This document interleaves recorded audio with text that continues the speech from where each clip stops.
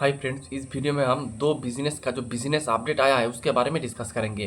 First हम discuss करेंगे credit axis ग्रामीण के बारे में, और सेकेंडली हम डिस्कस करेंगे आपका जो येस बैंक है उसके बारे में डिस्कस करेंगे। फर्स्ट हम डिस्कस करते हैं क्रेडिट एक्सिस ग्रामीण के बारे में। अगर आप देखेंगे क्रेडिट एक्सिस ग्रामीण, उसका जो लोन बुक का ग्रोथ हुआ है ऑलमोस्ट 16.4% से उसका लोन बुक का ग्रोथ हुआ है, और इसका डिस्बर्समेंट 12% से ग्रो किया है। और उसका जो बोरोवर्स या यानी नंबर ऑफ बोरोवर्स जो ऐड हुआ है वो भी 17% से ऐड हुआ है। और इसके एक्स बकेट कलेक्शन एफिशिएंसी भी धीरे धीरे बढ़ रहा है। अगर आप जून मंथ का देखेंगे वो है 99.68। अगर आप मंथ ऑन मंथ बेसिस पे देखेंगे तो इसका जो एक्स बकेट कलेक्शन एफिशिएंसी है वो धीरे धीरे बढ़ रहा है, जो कि बहुत ही अच्छी बात है। फिर अगर आप इसका पार 0 से लेकर पार 90 तक डेटा देखेंगे तो हर एक डेटा इंप्रूवमेंट हो रहा है। अगर आप इसका पार 90 प्लस का डेटा, पार 0 प्लस का डेटा देखेंगे वो 3% था, वो अभी गिर के आ चुका है ऑलमोस्ट 2.2%। और अगर आप पार 90 प्लस का डेटा देखेंगे तो जो था आपका 2.3%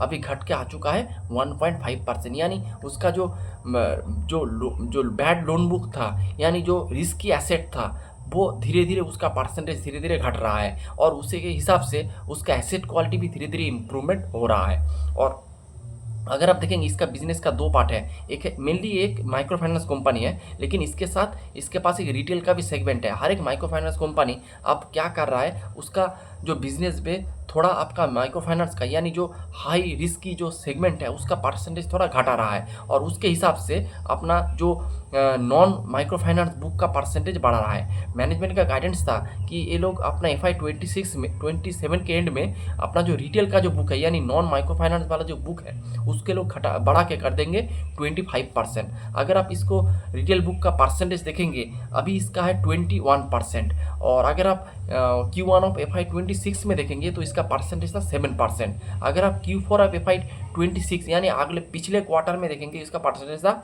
18%। तो मैनेजमेंट अपना जो रिटेल वाला जो बुक है यानी नॉन माइक्रो फाइनेंस वाला जो बुक है उसके ऊपर ज़्यादा फोकस कर रहा है, और उसका परसेंटेज भी बढ़ा रहा है। और जो मैनेजमेंट का गाइडेंस था उसके अनुसार वो भी चल रहा है। मैनेजमेंट का गाइडेंस है 25%, अभी है 21%। तो ये एक बात है।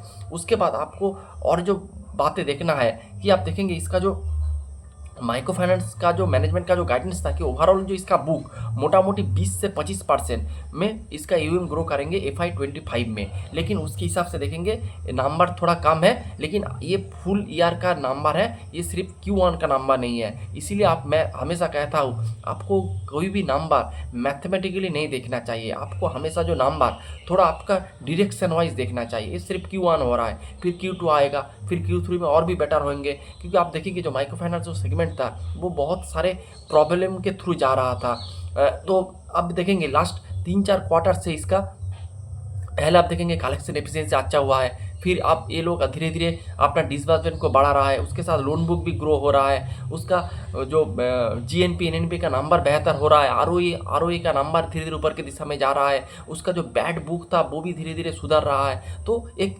डिरेक्शन वाइज जा रहा है, यानी एक बुरे से लेकर अच्छे की तरफ इसका एक जर्नी चल रहा है। आपको इस जर्नी के साथ प्ले करना चाहिए। और अभी जो आपका स्मॉल फाइनेंस बैंक का जो अपडेट आया है उसमें आप देखेंगे माइक्रो फाइनेंस बुक का बहुत अच्छे रेट से ग्रो कर रहा है, और मैनेजमेंट ने इसके ऊपर बहुत पॉजिटिव भी है। तो जैसे आप इक्विटास का देखेंगे 70% से ग्रो किया है माइक्रो फाइनेंस वाला बुक। उसके बाद और जो भी बिजनेस है वो सभी बिजनेस मोटा मोटी आपका 15 से 20% के बीच आपका जो माइक्रो फाइनेंस का बुक ग्रो कर रहा है, जो कि बहुत ही अच्छी बात है। क्रेडिट एक्सिस ग्रामीण भी एक बहुत ही एक स्टेबल माइक्रो फाइनेंस कंपनी है, आप इस बिजनेस को देख सकते हैं। लेकिन इसका जो प्राइस टू बुक है थोड़ा हाई है, इसको मोटा मोटी 3 प्राइस टू बुक में ये बिजनेस आपको मिल रहा है। लेकिन बिजनेस वाइज बहुत ही बढ़िया है, एसेट क्वालिटी बेहतरीन है, और लोन बुक का ग्रोथ भी सही दिशा में जा रहा है। तो यही था आपका क्रेडिट एक्सिस ग्रामीण के ऊपर डिस्कशन। अब चलते हैं येस बैंक के ऊपर डिस्कशन। अगर अब येस बैंक के बारे में आप सबको पता है बहुत सारे प्रॉब्लम के थ्रू जा रहा था, इसको RBI ने इसको हैंड होल्डिंग करके इसको चला रहा था। अब इसके पास अभी पूरा जो पावर बटन है अभी इसके पास है, खुद अपने बैंक को अभी ये ऑपरेट कर रहा है।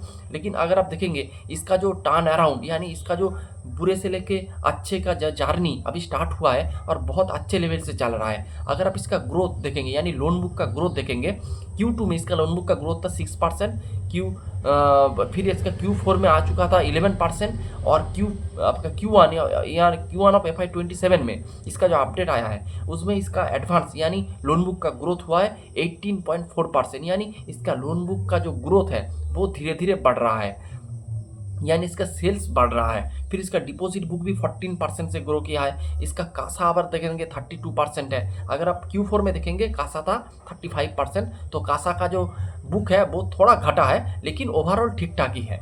उसके साथ मैनेजमेंट का गाइडेंस था कि हम मोटा मोटी 14 से 15% में अपना जो एडवांस यानी लोन बुक को ग्रो करेंगे। तो मैनेजमेंट जो गाइड किया था उससे बेहतर परफॉर्मेंस आ रहा है। उसके साथ इसका एसेट क्वालिटी भी इंप्रूव हो रहा है, आरओई और आरओई सही दिशा में जा रहा है। फिर अगर आप देखेंगे इसका क्रेडिट कॉस्ट का नंबर भी घट रहा है, मैनेजमेंट ने अच्छा खासा गाइडेंस भी दे के रखा है, तो सब कुछ नीम भी इम्प्रूव हो रहा है। तो हर एक जो पैरामीटर है येस बैंक का वो सही दिशा में जा रहा है। आप इस येस बैंक को अच्छी तरीके से इसको एनालिसिस करिए। मेरे हिसाब से ये बैंक जो बुरे फेज था, बुरे फेज से लेकर अभी ये सही दिशा में जा रहा है और अच्छे दिशा में जा रहा है। आपको इस येस बैंक को अच्छे से ट्रैक करना चाहिए। और इसका अगर आप प्राइस टू बुक वैल्यू देखेंगे वो भी 1 के प्राइस टू बुक में मिल रहा है, यानी वैल्यूएशन भी इसका ठीक ठाक है और इसका हर एक पैरामीटर सही दिशा में जा रहा है। तो आप येस बैंक को भी आपने अच्छे से एनालिसिस करिए।